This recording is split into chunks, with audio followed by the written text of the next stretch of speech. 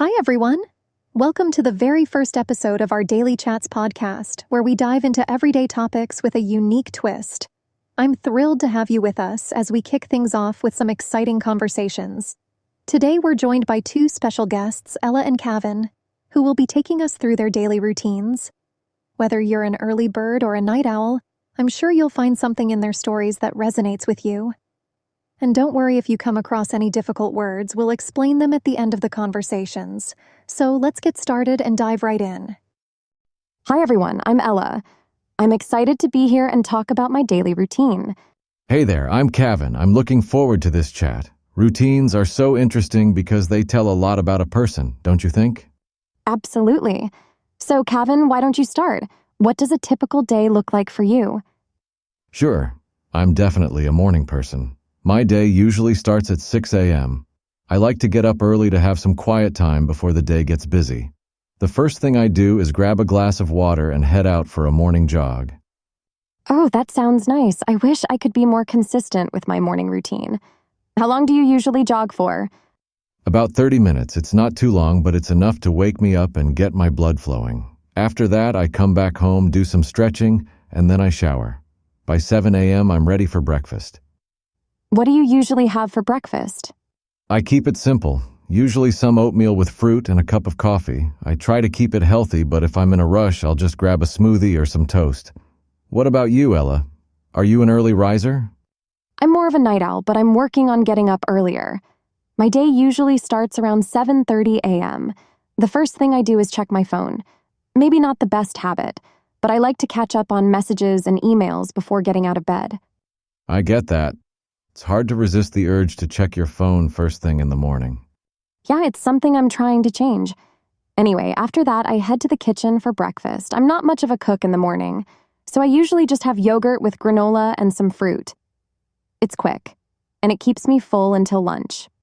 Sounds tasty. What do you do after breakfast? I like to spend some time planning my day. I make a to-do list, check my calendar, and make sure I know what's coming up. By around 9 a.m., I'm ready to start working. Since I work from home, I like to have a dedicated workspace where I can focus. That's smart. I work from home too, but I sometimes struggle with staying focused. How do you manage distractions? It's definitely a challenge. I try to keep my workspace tidy and limit distractions by putting my phone on silent during work hours. I also take short breaks every hour to stretch and clear my mind. How about you, Cavin? What does your workday look like? My workday starts around 8:30 a.m. I'm usually in meetings for the first couple of hours, so I make sure to prepare for them the night before. I also take breaks, but I like to use them to get outside for a few minutes or grab a snack. It helps me stay energized. I do the same with snacks. What do you usually have? I'm a fan of nuts and fruit, or sometimes a protein bar if I'm really hungry. How does your afternoon look, Ella? After lunch, which I usually have around 12:30 p.m., I try to tackle my most important tasks. I'm more focused in the afternoon, so I like to work on projects that require more creativity or concentration. I also like to squeeze in a quick workout or a walk if I can. I like that balance. I'm more productive in the morning, so by the afternoon I'm usually doing lighter tasks, responding to emails, doing research, or organizing my workspace. I wrap up my workday around 5 p.m. Same here. I think it's important to set boundaries when working from home, so I try to shut down my computer and disconnect by 5:30 p.m. What do you do in the evening, Cavin? Evenings are my time to unwind. I usually cook dinner and I enjoy trying out new recipes. After that, I might read a book, watch a show, or catch up with friends. I'm in bed by 10 p.m. so I can get enough sleep. I love that. My evenings are similar. I cook dinner, usually something quick but healthy. I like to relax with a good movie or some TV, and I spend some time journaling before bed. It helps me reflect on the day and plan for tomorrow. That sounds peaceful. It's so important to have that wind-down time before bed. So what time do you usually go to sleep? Around 11 p.m., I've been trying to go to bed earlier, but it's a work in progress. It's all about finding what works best for you. Everyone's routine is different, and that's okay. It's just about doing what makes you feel good and keeps you on track. Or exactly. Routines can evolve too, and it's fun to experiment with new habits.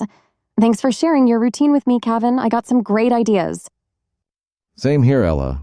It was great comparing notes. I'm definitely going to try incorporating some of your tips into my day. Before we wrap up, let's take a moment to go over some of the difficult words and expressions we used in today's episode.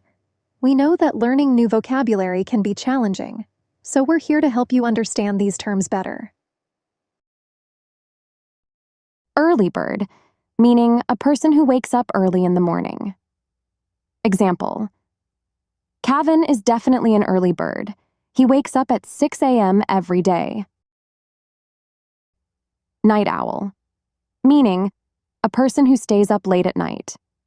Example: Ella is more of a night owl. She likes to stay up late and work.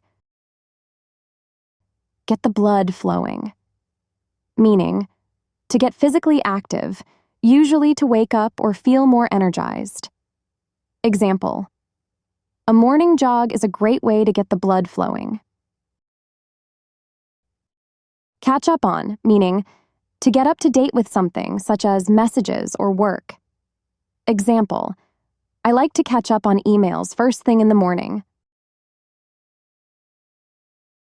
Wind down time, meaning a period of time to relax and prepare for sleep or rest.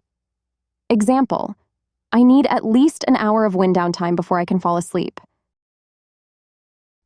Kick things off, meaning to start something, usually an event or an activity. Example: we're excited to kick things off with our first podcast episode today.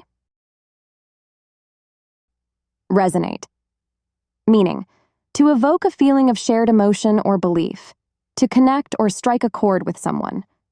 Example: I'm sure something in their stories will resonate with you. Grab, meaning to quickly take or seize something.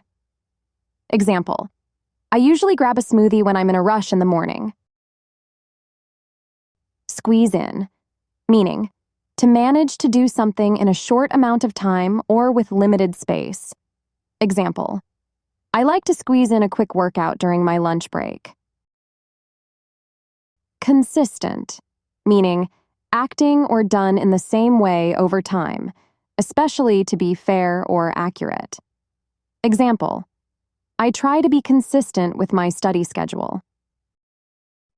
Urge, meaning a strong desire or impulse.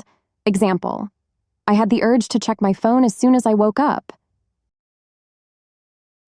Tackle, meaning to deal with a difficult problem or task. Example: I usually tackle my hardest tasks in the morning when I'm most focused. Distractions, meaning things that prevent someone from concentrating on something else. Example: I turn off notifications on my phone to avoid distractions while working. Energized, meaning feeling full of energy or enthusiastic.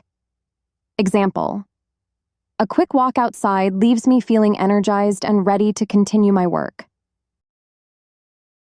Concentration, meaning the action or power of focusing one's attention or mental effort. Example: I need quiet to improve my concentration when I'm reading. Boundaries, meaning limits of an area, rules or limits that one sets to protect their personal time or space. Example: I set clear boundaries between work and home life to maintain balance. Unwind, meaning to relax after a period of work or tension. Example: after a long day at work, I like to unwind by reading a book. Incorporate, meaning to include something as part of something else. Example: I'm trying to incorporate more vegetables into my diet. And that's it for today's vocabulary breakdown. We hope these explanations helped you understand the words and expressions we used in today's episode. Thanks again for joining us on the Daily Chats podcast.